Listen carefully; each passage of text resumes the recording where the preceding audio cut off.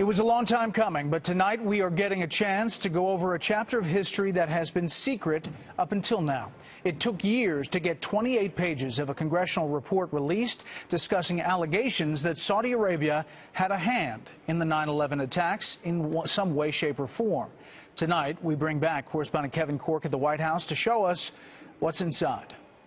Was the Saudi government involved in any way in the 9/11 attacks, directly or indirectly?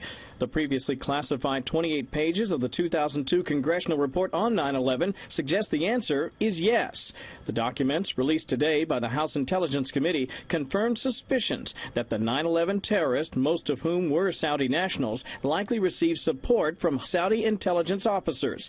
One section of the report states, quote, while in the United States, some of the September 11th hijackers were in contact with and received support or assistance from individuals who may be connected to the Saudi government, saying again later, quote, there is information, primarily from FBI sources, that at least 2 of those individuals were alleged by some to be Saudi intelligence officers.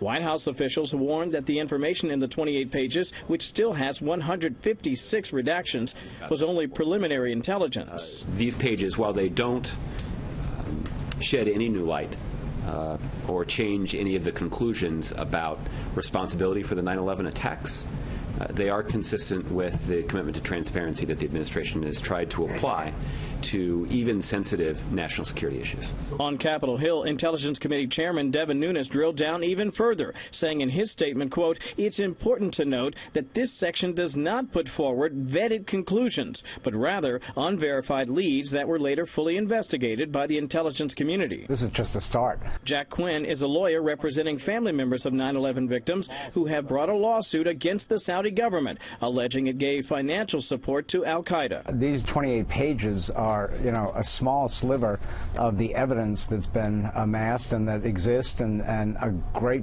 portion of which has still not been disclosed, going to the question who and what was behind the 9/11 attack on the United States of America. There is no Saudi government involvement or involvement by Saudi officials in the events of 9/11.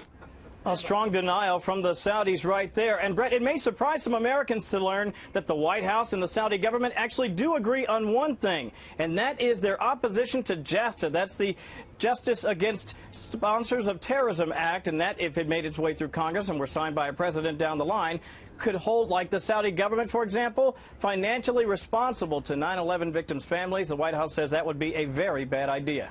Brett? Kevin Corke live on the North Lawn. Kevin, thank you.